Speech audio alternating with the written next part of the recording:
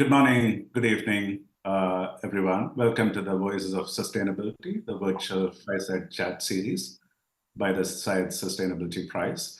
My name is Binu Parthan. I'm the Deputy Director for Country Engagement and Partnerships at the International Renewable Energy Agency, the premier agency for energy transition. My day job involves engaging our 184 member states in supporting them on their energy transition. And these member states account for about 97 to 98% of the energy consumption globally. The SIDE Sustainability Prize was established in 2008 as the United Arab Emirates Pioneering Global Award for recognizing organizations and high schools for their sustainable, innovative, and humanitarian solutions.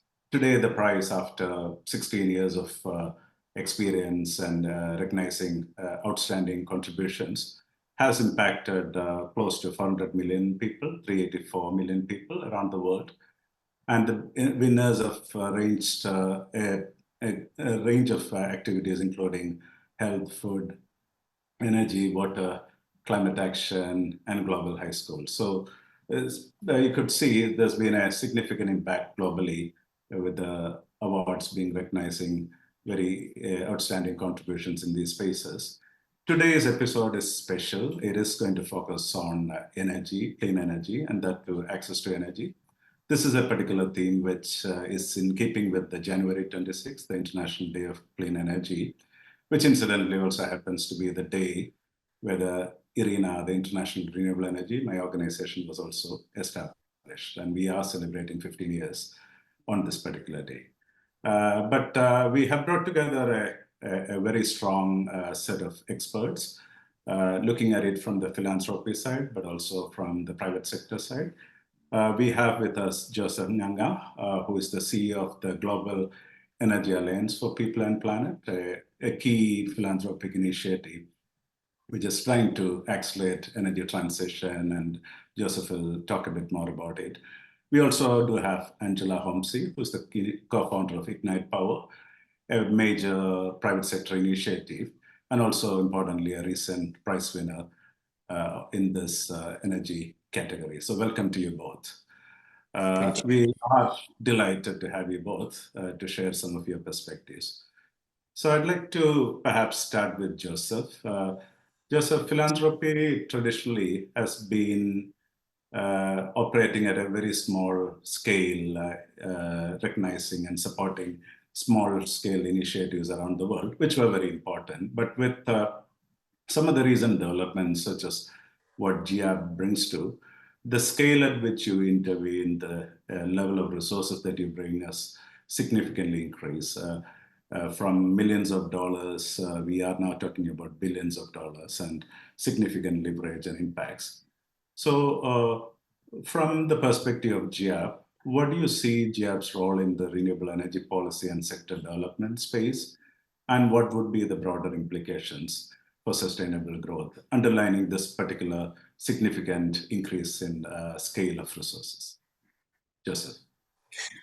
Yes, thank you. And thank you, Bindu, for that very important question and the Zayed Sustainability Prize for putting this together.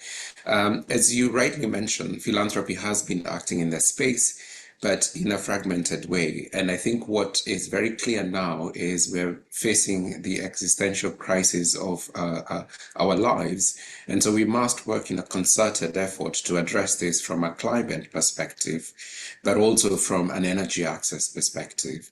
And so GIAB was set up by large philanthropy for that specific reason, to say, how can we apply substantial and concentrated philanthropic interventions to help advance what the rest of the world is hoping to achieve. So GIAB exists to use philanthropic capital to help with policies, with regulations, supporting governments, supporting communities, where necessary, supporting private sector, so that everybody can deploy their resources and capabilities at pace in a way that helps us meet the net zero ambitions coming out of the Paris Agreement. So what GEAP does is through specific interventions, support with policies and regulations to drive energy access, but also, and crucially, do so in a clean way.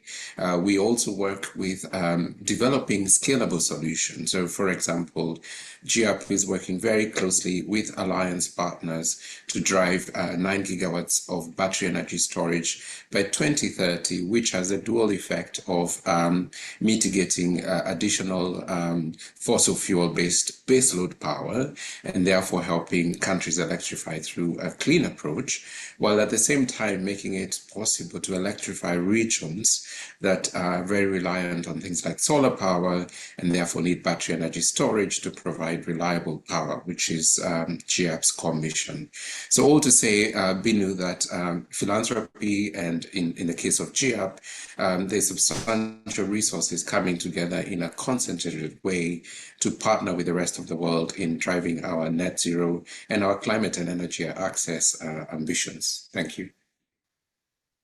Excellent. That's very clear. And it's also very interesting to see that you are touching some of the critical issues, such as battery energy storage systems, spaces which have, in some sense, been neglected. There's been a lot of emphasis on renewable power, but then once you try to integrate this into the energy systems, there is an issue about variability and storage. And it's very good to see that GEAP is focusing on this and then targeting this space and trying to leverage more. So we look forward to hearing a lot more about what GEAP is doing in the space and some of these scalable solutions that may emerge out of this effort. Now I turn to Angela. Now, again, philanthropy and governments cannot work in isolation. The resources that philanthropy brings is increasingly significant. And government is also addressing clean energy and energy access issues. But none of this can be done without the active participation and driving by the private sector. So you've been a past recipient of the prize, and tell us how Ignite Power is really bringing together various stakeholders, including government, philanthropies, and others, and shaping the landscape of clean energy in Africa. And in particular, what are the key challenges that you experience? What are the opportunities for private sector organizations such as yours, and also how, and for the communities that your projects and initiatives would impact? Angela. Thank you, Binu. First, I want to say we were extremely delighted that we were a winner of the prize actually at the last session at COP28 just a month ago or so, and that's been a wonderful recognition for us, and we're very, very grateful to the Zayed team, to the Zayed Prize team that has been supporting us since then. So in terms of collaboration, look, I really believe that the only way we're going to crack it here is with what I call radical collaboration. We really need to have all these parties like working hand in hand together. And at Ignite, in terms of, I would say the way we've disrupted the market and we keep on disrupting the market, I'd like to quote the late Kofi Annan on the way he described our model back in the days, which he says that we're turning the solar market on its head. What do I mean by that? Is we believe at Ignite that the future of infrastructure is fully distributed, decarbonized, digitized, and democratized. So those 4 Ds, and that we're shaping that future at Ignite, one country at a time, one village at a time, and we're now present in 10 countries, and we're powering 2.5 million people on the road to do more. In Africa, the infrastructure and power gap have been holding back the continent and have had ripple effect, not just, it's not just SDG 7, it has ripple effect on all of the many of the other SDGs, from poverty alleviation to access to health and wellness, access to education, on many different levels. So it really, in Africa, it looks like it's a necessity for a big portion of the population to move to that quadruple D model of decentralized electricity to address both power and clean energy hand in hand. But what we believe actually is that this is going to be the case not just in Africa. This is going to be a trajectory for the industrialized world as well. We're going to see in the industrialized world as well more and more of the power need being supported by distributed generation and by distributed system rather than being on the grids, I think, in the future. And, if I may, I really do think that here we're onto the big third instance of Africa leapfrogging thanks to innovation, out of scarcity and thanks to innovation. We've seen that in Africa with, when the leapfrog was mobile phone instead of the landline, and that completely skyrocketed the utilization of phones on the continent. We've seen that when they went to mobile money instead of bank, which created like a much more inclusive financing system. I do think that the third instance of leapfrogging that Africa is onto right now is distributed renewable energy versus the old school polluting plants or misfunctioning grids that we've seen in many parts of the world and in many parts of the continent. And the beauty of the distributed side is it is not an easy thing to pull together. We need all the parties around the table, and we can talk more to what it means in terms of innovation in collaboration as well, I think a bit later. But it really brings a future that is clean, rooted into clean energy, that is really inclusive, where it's not just for the capital city or the very urban area. You can really deploy it across countries to leave no one behind. It is highly resilient as well, particularly in the face of any sort of challenges that can affect centralized systems, and it's a lot more sustainable and economical for all. And that's basically what Ignite is doing on the continent. Yeah, very impressive indeed. And obviously, leapfrogging through distributed renewable energy, clean energy systems, which then drive a lot of the decentralized development, is definitely something to look forward to. As you alluded to, Africa did leapfrog the land telephone lines with mobile telephony. And as you referred to, this energy transformation will also go hand in hand with the digitalization of number of services, commerce in African cities and peri-urban areas. So this is very, very, very impressive indeed. If I may just follow up, Angela, is there a particular example, like Joseph referred to the battery energy storage systems? Is there a particular example, either geographically or an initiative, where you want to refer to and tease out some of the key success factors or so in what you have done in Africa? Sure. In terms of our, if I understand well the question, in terms of our geographical coverage, we're all across the continent now. We're in East Africa, Southern Africa, and West Africa, in about 10 countries, and growing fast because we do believe that one of the ways to address that problem is to actually have a very large-scale operating platform in order to trigger a lot of economies of scale, in order to have very strong operating processes and leveraging a lot of technologies that we've put together in order to operate in complex environment. So actually, if you look at it, the level of innovation that we use is really, I see it on 3 key levels that are important. And with that, if any of the 3 is missing, it just doesn't work. And those 3 innovations, which I will mention in a second, will help us bring the field of distributed renewable energy from being something that has been sort of niche. I mean, few million people to date. This is not enough. I mean, we have to get to hundreds of million people, if not more, if not in the billions globally, for that, to something that we really want to bring to the realm of large scale infrastructure, but just cut into small pieces, right? Because it's distributed. So it has to go to the field of infrastructure. It has to be standardized. It has to be a lot more attracting institutional capital, lowering down the cost of capital, and a lot of other things. So our 3 levels of innovation are first technological at the platform level. The products, as you know it very well, work pretty well. Solar, batteries, there's still innovation in there, but the product works, and it's proven. At that level, as well as the appliances that you have to plug onto it, or DC-based generation, or for the larger system moving to AC, and that all work well. And we cover everything from small, hardest to reach system. We go very deep, rural to the hardest to reach, because we believe really in leaving no one behind and in universal access, and all the way up to powering rural schools, hospitals, businesses, and so forth across the countries where we operate.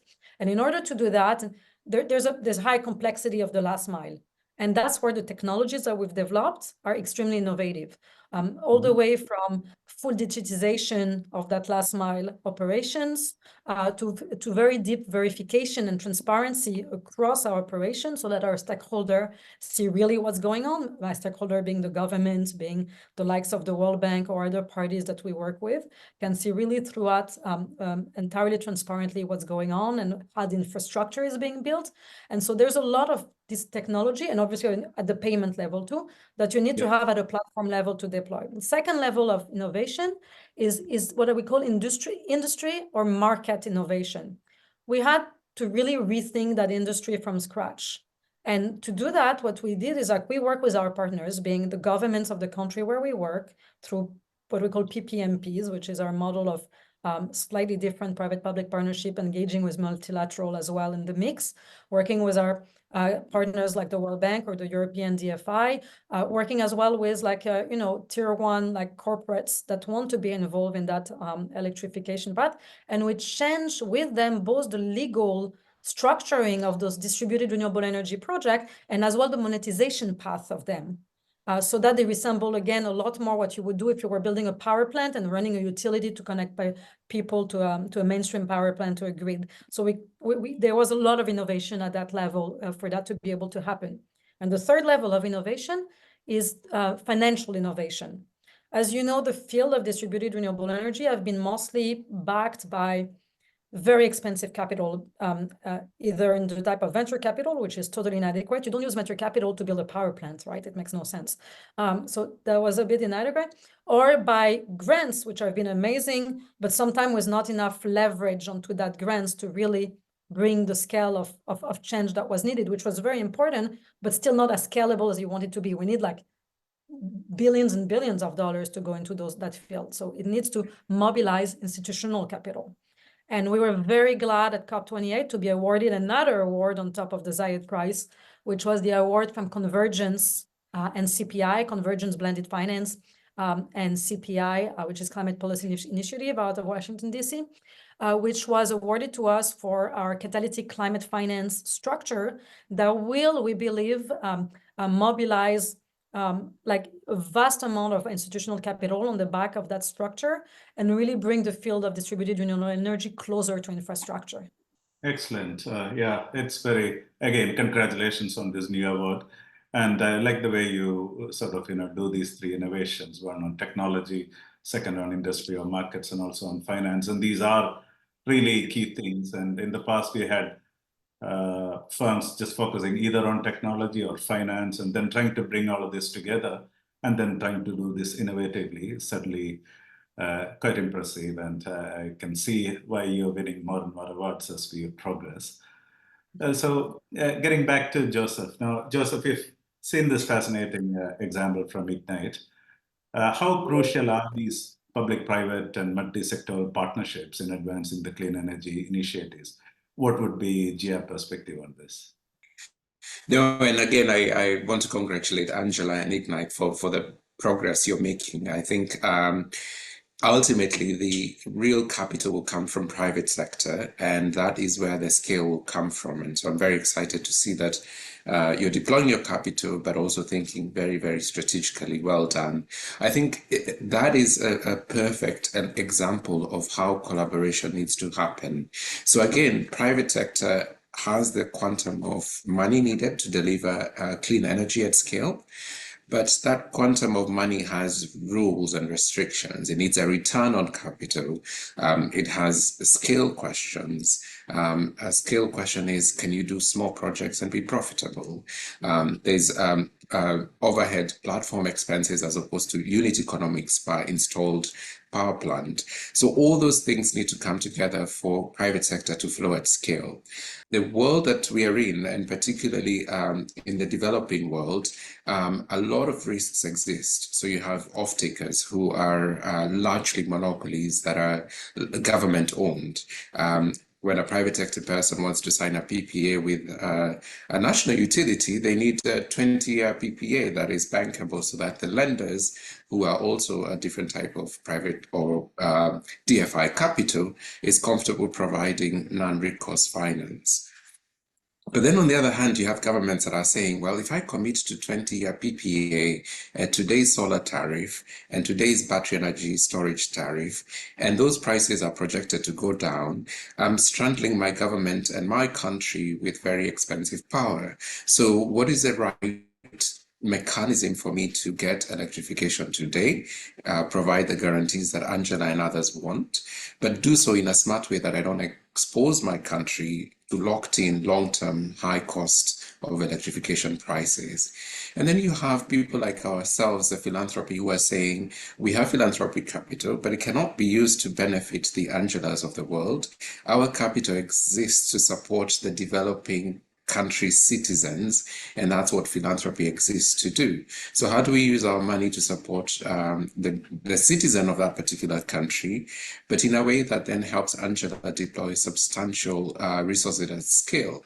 So that is a quick run through of what the pieces need to come together to deliver on the clean energy future. And as I really like the point on radical collaboration, it will take radical collaboration among and across different sectors to deliver on clean energy. And I think Global Energy Alliance for People and Planet is a perfect demonstration of that. So as the Alliance, we have Alliance partners that include delivery partners such as Sustainable Energy for All, investment partners such as IFC, but also the multilaterals like the World Bank, to ensure that together we are agreeing on what we're going to do. Each of us is focusing on our strengths. And then philanthropic capital is helping unblock where within the mandate of each individual sector, they're not able to bridge that gap. So I think, and to double click on the point that for us to achieve the ambitions we need to achieve at the scale we need to achieve and at the pace we need to do so, collaboration across all sectors and within sectors must be the driving force. Thank you. Yeah, thanks, very insightful. And again, for us to do all of that, we do not have time if we need to be within the temperature window of the Paris Agreement. And this is really where philanthropic capital and other partners could provide some of these de-risking solutions so that institutions, organizations like Angela's can scale themselves up and others could replicate the success in other parts of the world as well. Coming back to Angela, now, you have the vantage point of being on the ground, talking to communities who need clean energy, and also interacting with the governments who have these dilemmas Joseph alluded to. What future do you predict from that vantage point in clean energy, especially in terms of innovation and funding, particularly beyond technology on the funding aspect, if you can focus on that? Sure. One point I want to make first, just going back to the comment about benefiting the people on the ground.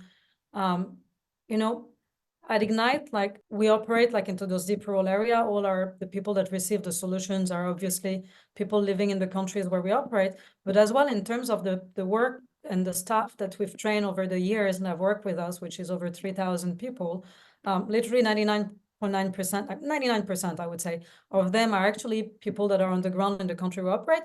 But even more beautiful than that, a lot of our sales and agents and people we work with are actually people that received the solution and loved it so much, or so happy about the life change that it brought to their families, to their villages, etc. They became our own sellers or agents, etc., on the back of that to then provide to the community, which means that not only they had a system at home that provide them a healthier and safer life, as well as means of getting out of poverty, but on top of it, it brought them an income because they became actually people working on our projects in the different countries. And it brought about that treaty, which is important because it means that then, like, you know, we're creating really an industry, right? It's not just an intervention like a project. It's really training people, creating an industry.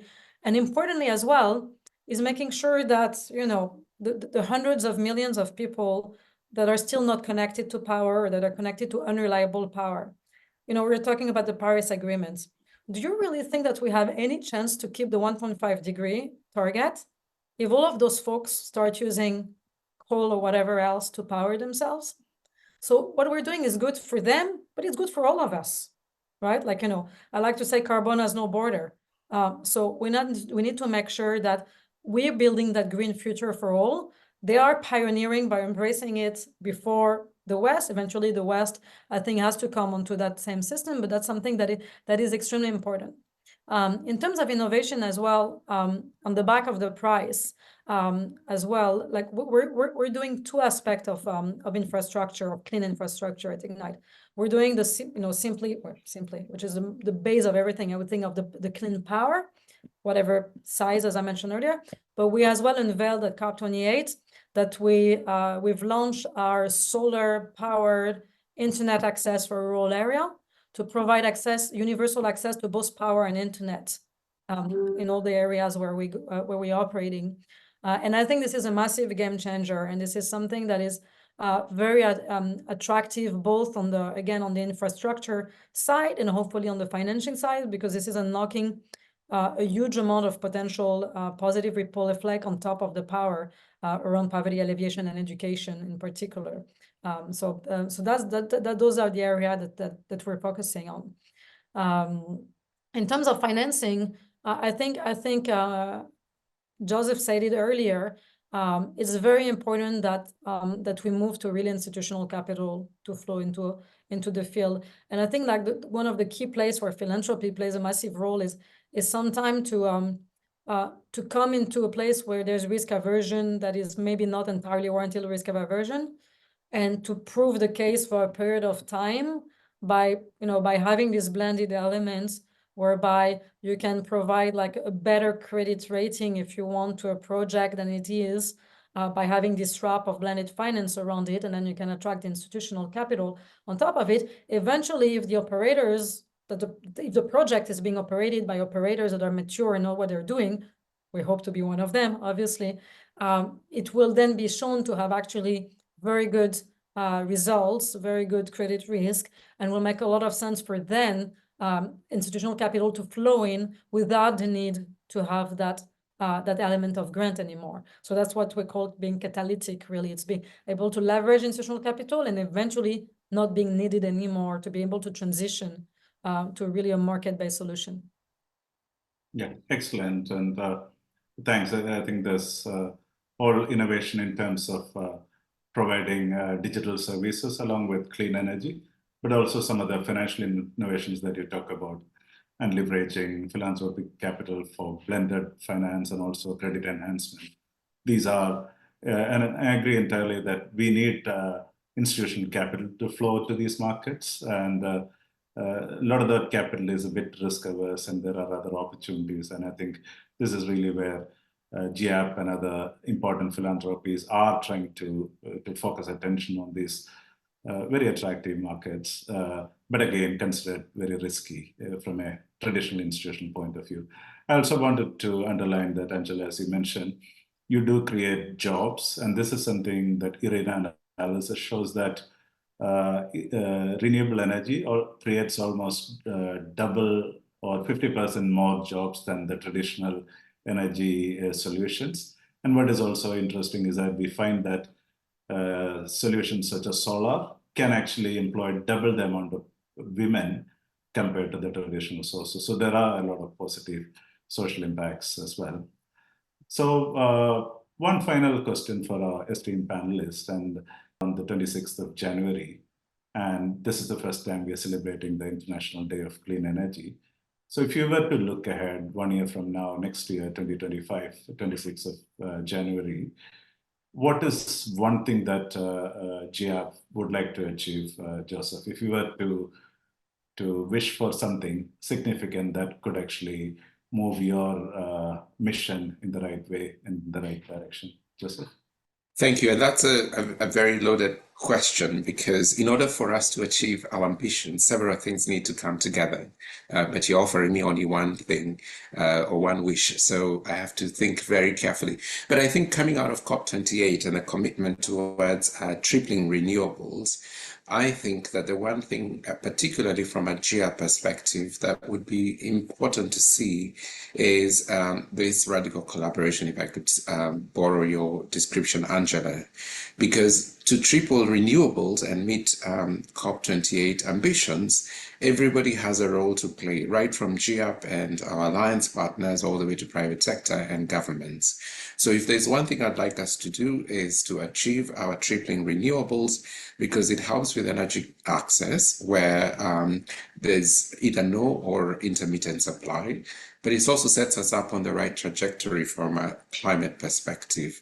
But to achieve that tripling, this collaboration must be a lot stronger. So as an alliance, we are determined to be part of that collaboration. Thank you. Yeah, very, very clear indeed. And tripling is going to be challenging, and we'll need, as Angela says, significantly out-of-the-box thinking and radical levels of collaboration and scale-up. So Angela, final word from your side as to what would be one thing that Ignite from your side would like to see or like to achieve in 1 year from now? I'm going to echo Joseph's word here, because with one more element is this collaboration is extremely important. And, you know, being in New York Climate Week before COP, we hosted an event with all three sections, you know, U.S. government, we work, I mean, they've been amazingly supportive of our work, the U.S. government. So U.S. government with our UAE partners, with philanthropy, all sort of philanthropy from, you know, IKEA, which is part of GIAP as well, and many others, and the Bezos Fund and others that were present at the event, DFC, which is a big element of being in between those worlds. And we had like several trillions of dollars of institutional capital in the room. And that was a small room, or like, you know, 25 people, but all of these people. And the pitch there was, we have everything in these 25 people in the room. We have everything here today to make like SDG 7 a problem of the past, right? And still, it's frustratingly slow. And I have this problem that I'm someone who's very impatient, and it is. I know it's complex, and I know it's difficult. It's not a complicated problem, because we all know really what needs to happen, but it's complex because of this interaction of parties and getting everybody to basically sign under the line and on a document or on a project. So really, what I would want to see is that we really move from like words to actual execution. Because we all want the same thing. We're all really committed to that issue. We know all the actors are not in the room, which was not the case in the past, but not everybody is there in the room with tools and with capital and with capabilities and so forth. Now we need to stop talking and actually really, you know, start making it happen for real. And that's really what I want to see before the end of this year. For me, one of the vehicles is going to be this catalytic climate finance, which we call the CCEF, that Convergence is helping us and CPI is helping us structure, which will be a way that we're going to engage with all of these different parties once again. But we need a lot more of that, and a lot more urgently. Yeah, absolutely. There is a sense of urgency. We need to do a lot more. And the solution, or the problems are clear. The solutions do exist. The resources do exist. And there are innovative enterprises such as yours looking for more resources to expand your business. There are philanthropic capital initiatives such as GIAP, which is willing to de-risk, which is willing to put smart money on some of these earlier innovations, and we need institutional capital to follow that. So it's really been a fascinating discussion, Angela, Joseph. We're very happy to see that the SIDE Sustainability Prize does recognize initiatives such as yours, Angela. And Joseph, we really look forward to GIAP making significant impact under your leadership this year. And essentially, where some of the scenarios that people like us at IRENA lay out actually do happen. And then with a sense of urgency, in a sense that we cannot wait till 2028 or 2029 to start thinking about tripling. It needs to happen this year, and significant work needs to be happen this year itself. So thank you both very much for sharing your insights, and I'm sure this is going to be quite useful to those who listen. And I'd like to thank you both for joining us, and wishing everyone a good evening. Thank you. Bye-bye. Thank you very much. Bye-bye.